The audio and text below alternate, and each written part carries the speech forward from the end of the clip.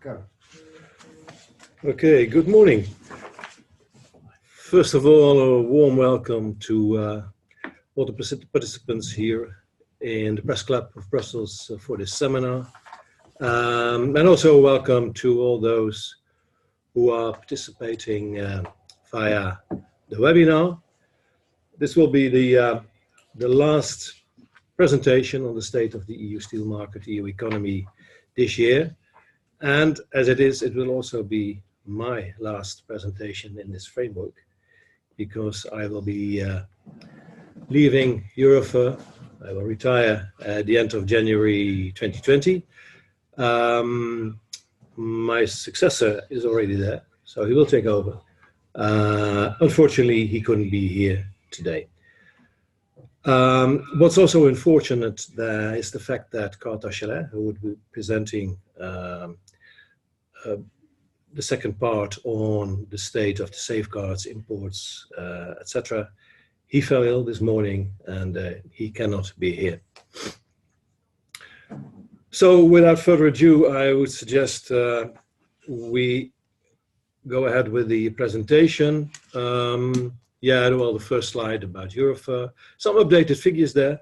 They are from the Oxford Economics study, which was redone this year, and particularly, I would say it really reflects the fact that the steel sector is very important for the EU economy, not only for its economic impact through gross value added, but also in terms of employment. Total employment related to the steel sector, direct, indirect, induced, is 2.6 million jobs. So that's really significant. Okay, then let's start with a macroeconomic overview, the outlook for the EU. Well, I think that our last meeting is in May, and what we signaled then has become reality in terms of concerns we had at that time. We've seen a continued downturn in sentiment, which actually even became a bit more worse than expected. And that's particularly true for industry, as you can see on the bottom right-hand graph, much in contrast with consumer confidence, which has held up rather well. The left-hand bottom chart shows service sector confidence, and there actually we see the first signs of an infection coming from manufacturing. So far, the service sector has been rather resilient, but it's, I think, one of the concerns we have at this point in time, that also service sector activity will be affected over the coming months.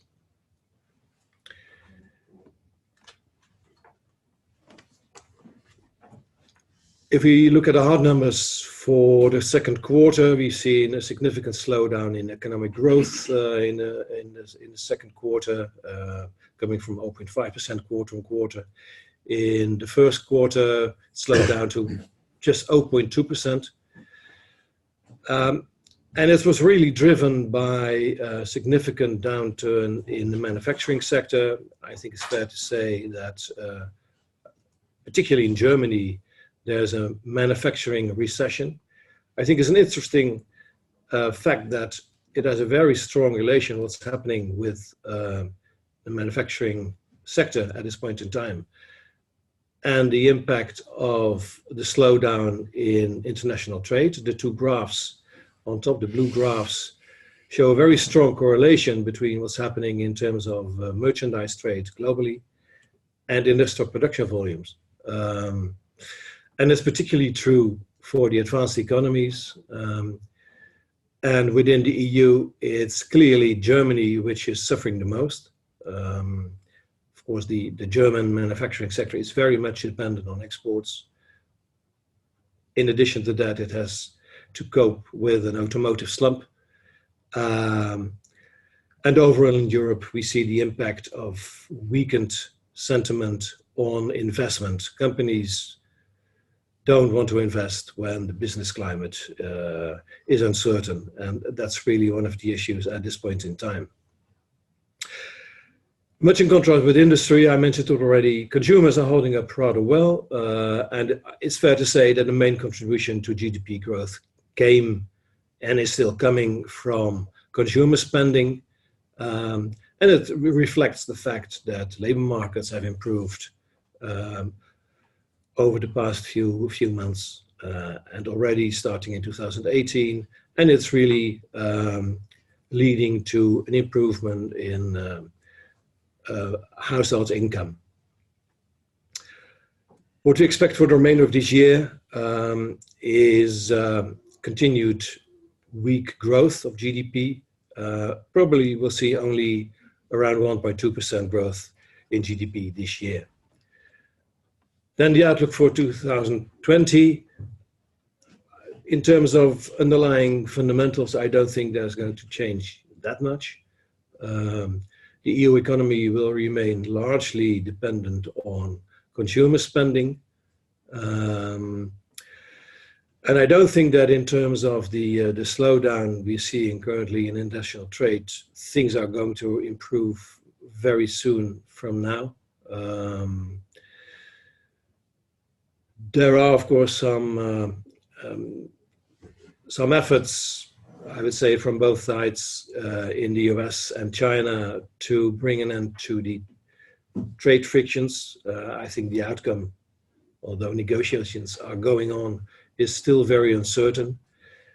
And as it is, those trade wars, trade frictions have clearly an impact on the economic performance of both the US and China. In the US, a fairly similar situation is in the EU. The consumers are still strong, but industry, manufacturing is suffering. China is already several years on a sort of managed slowdown, and that's going to be also the case in 2020. Overall, investment will be impacted by high levels of uncertainty, and that means that particularly the outlook for investment combined with weak export is weak. Now, we've seen many years of monetary stimulus in the EU. I think most analysts will agree with me that we are probably at the end of what's possible with regards to monetary stimulus in the EU. It's probably not helping that much anymore. So quite a few governments, and I must say that the attitude in Europe is changing towards fiscal stimulation of the economy. That could help, at least to some extent, to cushion the downward trend in economic growth. For instance, in France, in the Netherlands, we're also already seeing the first stimulation measures. It's not to be excluded that also Germany in the end will follow that track. And that would definitely help in softening the downturn.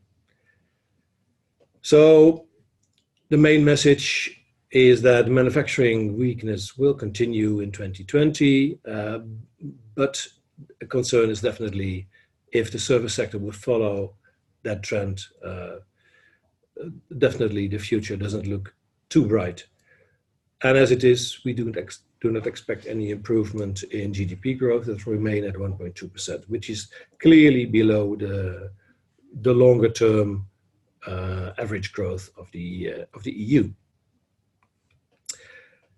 Let's move on to the still using sectors. There we see again a combination of several indicators which basically all signal that the manufacturing sector is in a deepening downturn. The left-hand top graph shows the assessment of export orders, and as you see, there's a rather steep decline since the start of 2018, and it continued up to October. These data include the latest data from the monthly survey of the European Commission. It's the same for stocks. Stocks are rising, and that is an indication that things are not well within the industrial supply chain. It's also a risk going forward, because in due time, when demand improves, it will be first the stocks that will be replenished before production will benefit from an improving demand. And as a result, we see on the right-hand bottom chart still very depressed expectations with regards to production in the EU. The left-hand bottom chart shows the split in the order assessment by industry. The purple line is the building sector, which is very, very stable. I'll come to that later. And much in contrast to the other three key steel-using sectors, automotive, mechanical engineering, and other goods, they all see a downward trend, which continues up to date. So let's start with the outlook for the construction sector. The construction sector is still the largest steel-using sector in the EU, accounts for roughly 35% of steel consumption in the EU. And as you can see, construction sentiment is still rather strong. It has come down a bit, but it's definitely much, much better than it had been during the crisis years 2012-13. Since then, we've seen a steady and continued upturn in the construction sector. If you look at the order book situation, it's still strong, and it's particularly strong for the residential sector, thanks to low mortgage rates and the fact that there's an imbalance between housing demand and housing supply in many countries. The strength of the residential activity continues up to date. We also have seen in recent years, 2018 and the first half of 2019, an improvement in activity of non-residential building, both private and public. Has to do with the fact that companies have been increasing their demand for industrial building, commercial building, office buildings, and public investment has increased in schools, hospitals, etc. That's basically the key drivers for Western Europe. In Eastern Europe, Central Europe, it's still very much infrastructure demand which is driving activity in the sector. Also thanks of the inflow of EU funds in that region. And all in all, we are expecting almost 3% output growth this year in the total construction sector. It's a bit lower growth than in the preceding 2 years, but nevertheless, it's the third year in a row of a very strong expansion of the construction sector. Now, we do expect a further increase in output next year, although definitely there will be a slowdown. The fact that the economy is slowing will have its impact on construction demand. And also the fact that we've seen quite a few years of a rather strong boom in residential building. There will be, let's call it a cyclical slowdown in this sector. And then, of course, weaker investment will have its impact on business investment in commercial and industrial buildings. Central Europe, but also increasingly Western Europe, will see civil engineering activity increasing. And it has to do with the fact that we do expect that also partly because of financial stimulus programs, we will see, and thanks to an improved government budget, we'll see quite a few countries increasing public investment in energy networks, in transport, in communication networks, etc. One issue for the sector, which was already there for several years, supply constraints, is not going to be resolved in 2020. It's a labor shortage. In 2020 overall, we do expect just under 1.5% production growth. Then the automotive sector. Over the first 9 months of this year, we've seen car sales in the EU falling by 1.6%. Was a positive rise in September sales. They grew by more than 14% year on year.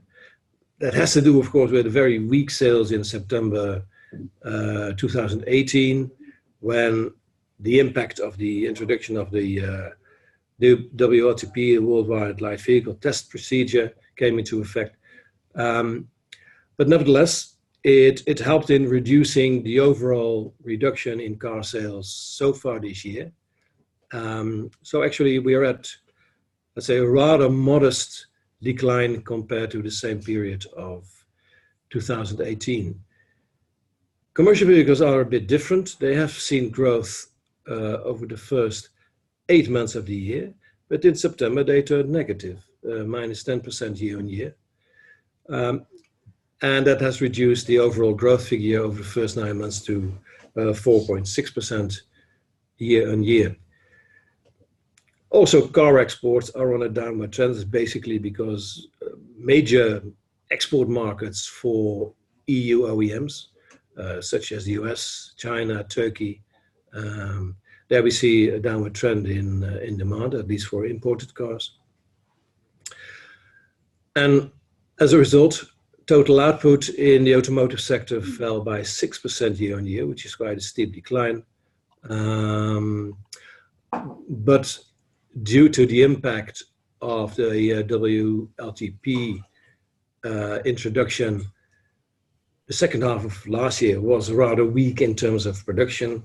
So I think the second half of this year will be limited in terms of the overall decline year on year. And we're expecting currently slightly less than 4% drop in output for the whole sector in 2019. And that comes after several years of rather strong growth. Last year was already seeing a very slight growth, and it turned into definitely a more significant contraction this year. Now, the outlook for 2020, fundamentals are basically not that bad, because I've told about the strength of private consumers. So that is going to be at least supportive to car demand. But on the other hand, the EU market remains rather saturated, and that's not going to change. So demand will probably be more or less stable. Unfortunately, there's not going to be a significant rebound in export demand either. Commercial vehicle demand, well, we're expecting also, probably slight growth, but not really very helpful to an overall growth of vehicle demand in Europe. And it's also particularly because of the fact that exports of cars and components are definitely still threatened by the risk of US tariffs on imports from Europe. I'm afraid the last word on that hasn't been said yet.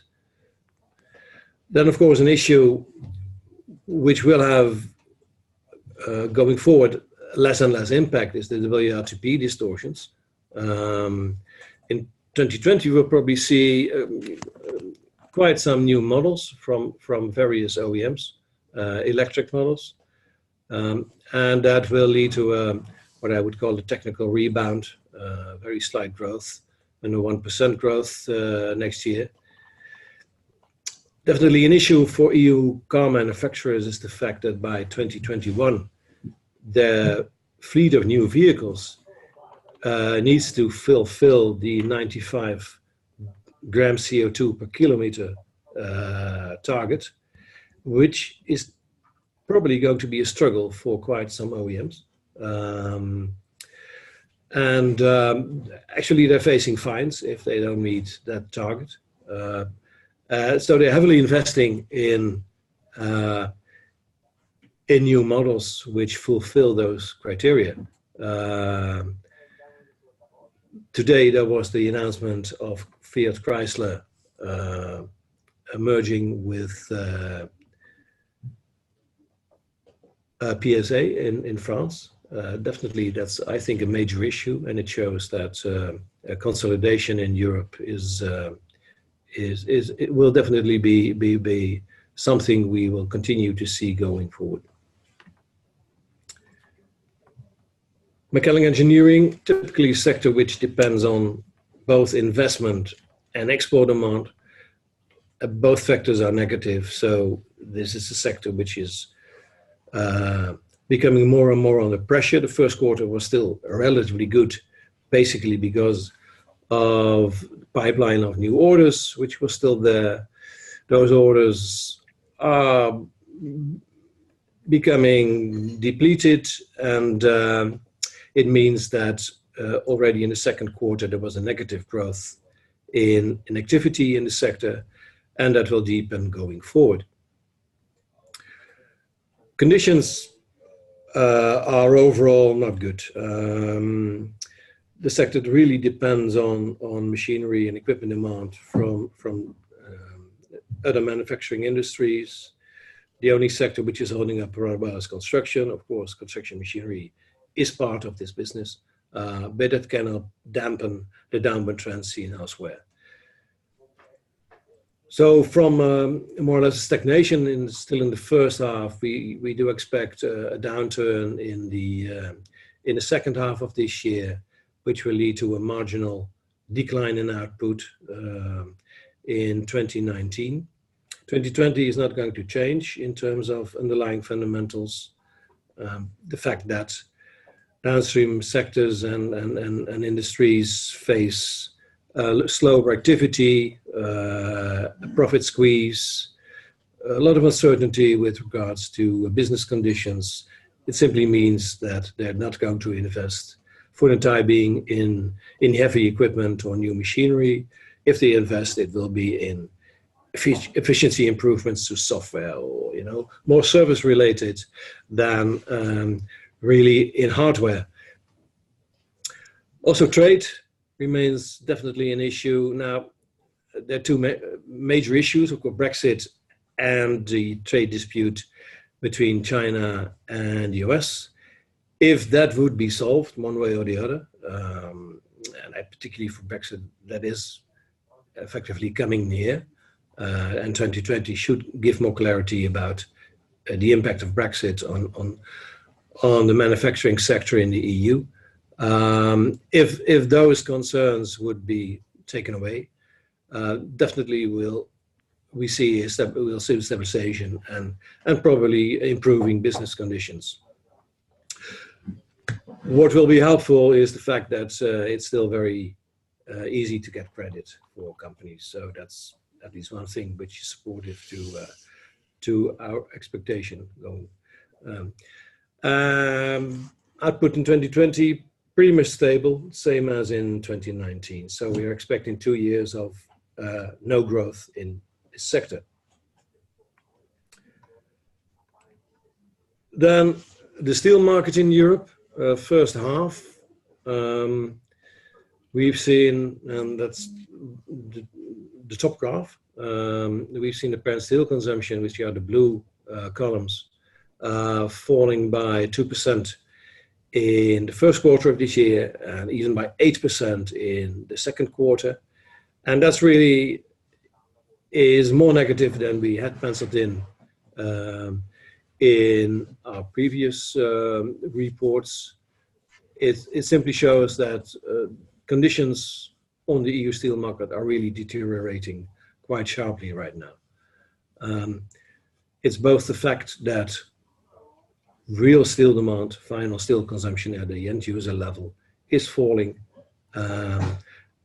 And of course, the stock cycle also plays a role in this. We had seen rather high stocks at the start of this year, and what we're currently seeing in the distribution chain is that particularly merchants and stockholders are reducing their stocks simply because of the uncertainty of business conditions over the coming quarters. Now, imports fell by 1% year on year, so pretty much stable in the first quarter, but they came down significantly in the second quarter of last year. It shows the impact of the safeguard measures. On the other hand, this is the volume impact. Of course, the pricing impact of imports, which are still there, and despite the down trend in the second quarter, they are still very close to the peak levels we've seen before. It has resulted in increase in pricing pressure across the EU market. And even though it may be true that European steel companies may have gained back some of the market share they lost to exporters over the past few years, due to the pricing impact, they haven't had any benefit from that trend. And as it is, margins have become very low or even negative in recent months. Overall, with no major change expected for the final quarter of this year and the third quarter, we do expect a decline in apparent consumption of more than 3% in 2019. And that's definitely the worst performance of the steel market since the Eurozone crisis in 2012, 2013. The outlook for next year is, rather muted. We're expecting what you could call a technical recovery in terms of final steel use, real steel consumption. We do expect a low-level stabilization. There may be some restocking, and that will lead to a situation where there's going to be some growth in apparent consumption, which doesn't really reflect what's happening in the market. So that's why we call it technical recovery, because it will mainly come to the benefit of imports. And it has to do with the safeguard mechanism, which allows the transfer of unused quota. So if there's going to be an increase in demand in the first months of 2020, it will basically be elevated quota levels, which will allow exporters to the EU to benefit from that improvement in demand. And as it is, we do see the continued risk of import distortions destabilizing the supply-demand balance in the EU.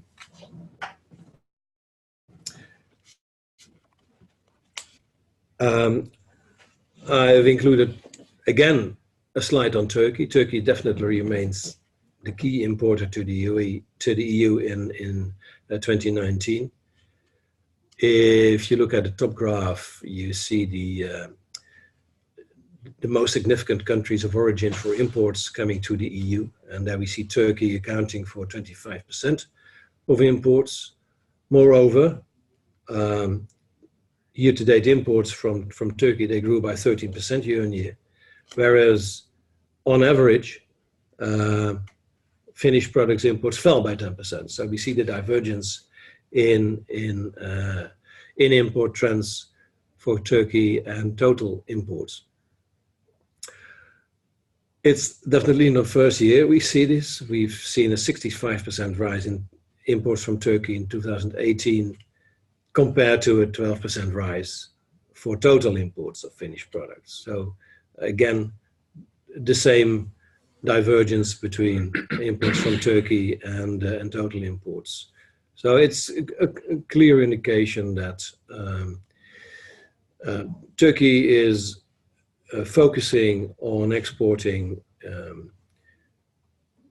its products which it cannot sell domestically because of the Turkish economy being in a recession to Europe. The bottom graph shows the average imports from Turkey to the EU for 2015-17, which is the safeguard base period, and then the orange columns are for 2018, and the gray columns are for the 9 months of 2019.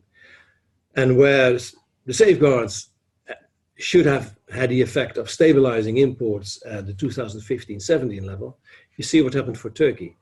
Hot rolled coil, which is probably the most important product in terms of volumes for Turkey to the EU, has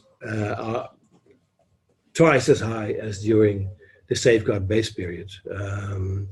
And that's not only true for hot rolled coil, but also for cold rolled sheet, metal coated sheet. So definitely the safeguards didn't work there in stabilizing trends for in imports from individual countries. This leads me to the last slide, which sums up the key messages. So if we look at leading indicators for Europe, we shouldn't be expecting any near-term improvement. There will be continuation of below trend this year and next year, and it's particularly due to the manufacturing sector, which has not come to an end. Our concern is definitely for negative spillover effects from manufacturing to services. As it is, manufacturing is unfortunately the victim of slowing investment and slowdown, stagnation in international trade. If you look at steel sectors, construction is still doing well, and as it is, it's best positioned for growth, even over the more difficult period 2020. And that's much in contrast with what's happening in the automotive sector.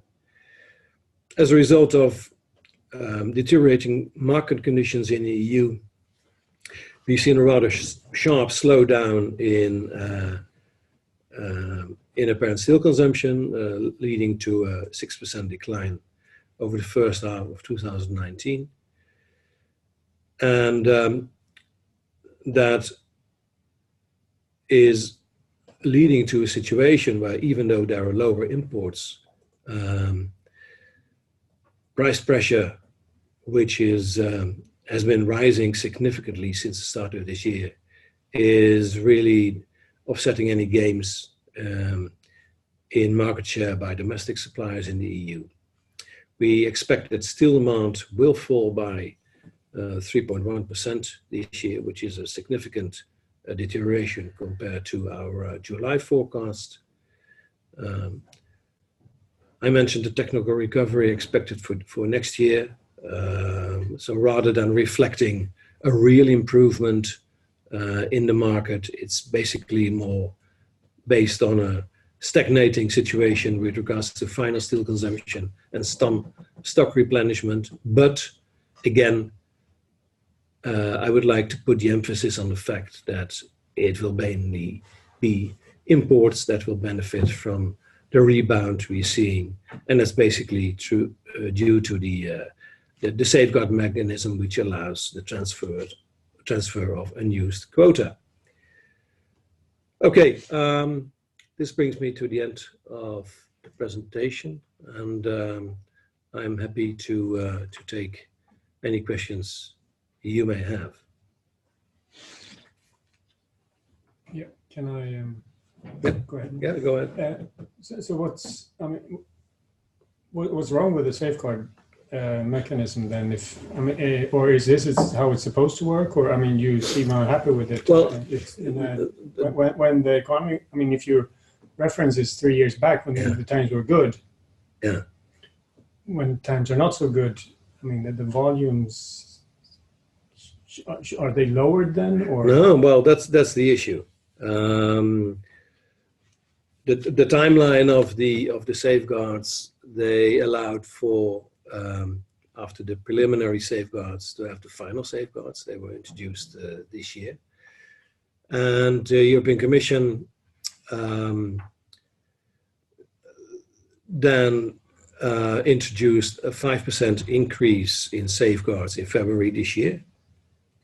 another 5% increase in safeguard quotas in July, and another increase of 5% in July 2020. Now, when they introduced those higher quota, it was already clear to Eurofer that the market would be in a downturn which really materialized over the year.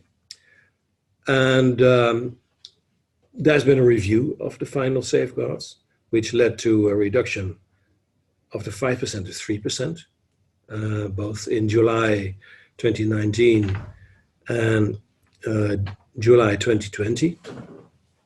However, if you look at what's happening in the market in terms of actual demand growth, it's much worse than that. So we are again, we'll be asking the European Commission for a review of the safeguards, asking them to really take into account what's happening in the market. Because from what we are seeing today in terms of steel market conditions, the base of 2015-17 is much too benign for steel imports. Another issue is that we see, due to the safeguards, a disruption in import flows on a monthly basis. Exporters really jump on the quarterly safeguards at the start of the new safeguard period. And the impact of that is that we see really high imports in 1 month. Just as an example, there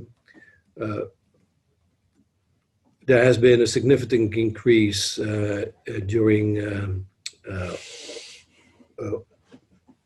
July. The July imports really jumped to an unprecedented higher level due to the new safeguard period. There was a correction in September and August. Now, still those volumes come into the supply chain, so they create a lot of uncertainty in the distribution chain and at end users because the price pressure is there coming from imports. And then, of course, the fact that unused quota may be transferred from one quarter to the other could lead to a situation, and we're quite concerned about that, is that when there's finally some, and then again it will be technical, but some improvement in the apparent demand, it will be eaten up by imports. So there are still quite a few things not functioning in the right way in the safeguard mechanism. That's at least how Eurofer sees the situation. So instead of increases, you want decreases on the volumes? Well, I think the aim of the safeguards is to stabilize imports.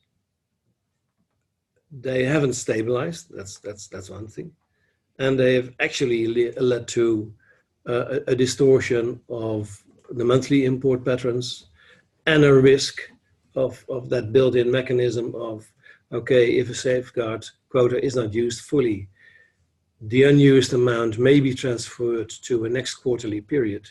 That is definitely a risk going forward. That's, so we need to discuss with the European Commission again, at least to come to a better design of the safeguard mechanism. Is there a time horizon? Sorry. No, that's a shame why Karl Töschler is not here. He's the person who is in charge of these issues. I had a question online. So Raniana asks, sorry, excuse me. Can I check steel demand is expected to fall by 3% in 2019? What is it for 2020? And in terms of imports, can you give a solid figure, presumably in this case, a percentage rise or fall for this year and next? Start with the last question. Compliance regulation doesn't allow us to forecast imports because that would give a clue on if you combine one and the other on production, and that's not allowed within European competition law. So I cannot say anything about that. Well, we've seen so far this year a decline overall. First 9 months, I have to check that. I think it was a decline of around 7% or so. Yeah, well, probably we'll see again the same jump in monthly data as we've seen in the third quarter. But overall, it will be probably close, let's say, not that far from the 2018 level imports. And I think I've mentioned the apparent consumption forecast for 2020, which is a plus 1.4%, and compared to a drop of more than 3%, 3.1% in 2019.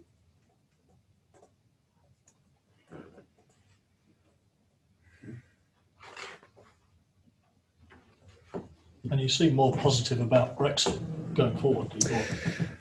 Well, there's now the delay given to the UK government. Elections in December. Of course, that's still very much uncertain what will be the outcome of the elections. But it's not to be excluded. We will see the deal made between Boris Johnson and the EU being accepted, if that would be true. We still have, of course, a period of uncertainty because, okay, if there would be a deal, there's still a lot of negotiation to be done.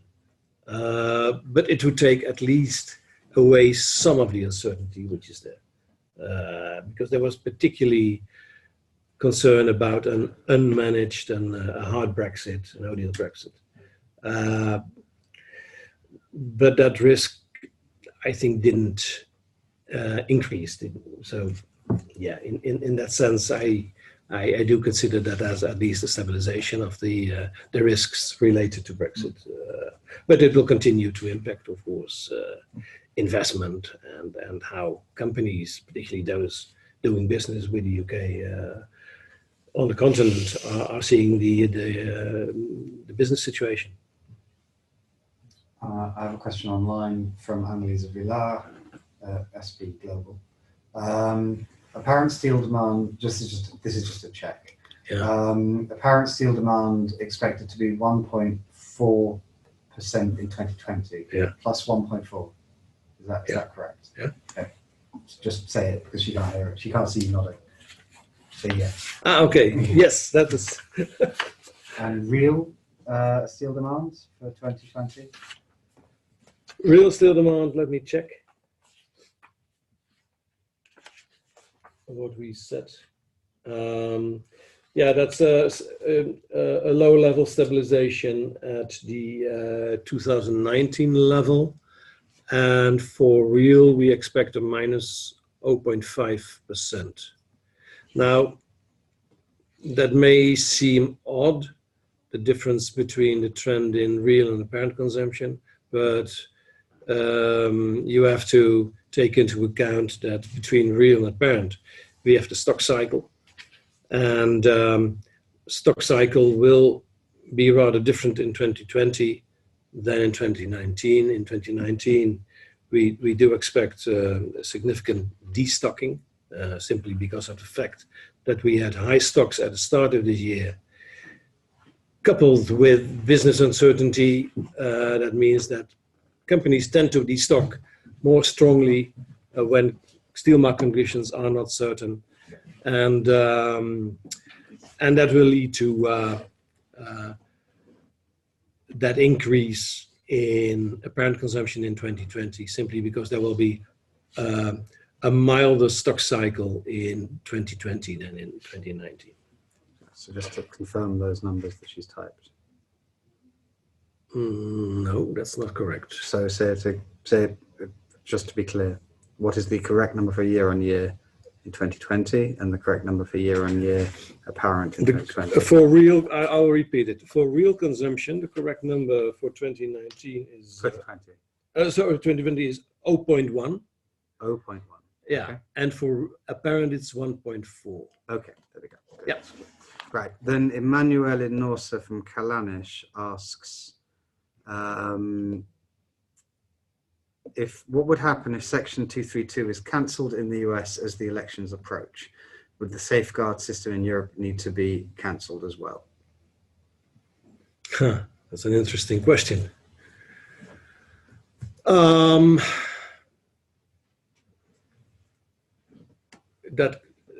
That could happen. Yeah, of course. We have to remember that the introduction of safeguard measures was directly the effect of the introduction of the Section 232 measures. And the Section 232 measures were related to the existing overcapacity. Now, the issue, of course, there has been no change in the overcapacity situation globally. So the root cause is still there, which from my perspective doesn't, I would say, but it's more a theoretical question, I assume. I don't see much opportunity for the US to suddenly remove the Section 232 tariffs on steel and aluminium.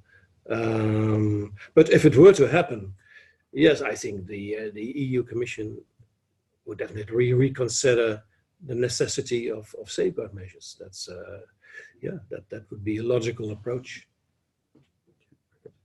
Any further questions? Online, any further questions? Now's the chance. For a few seconds for people to ask.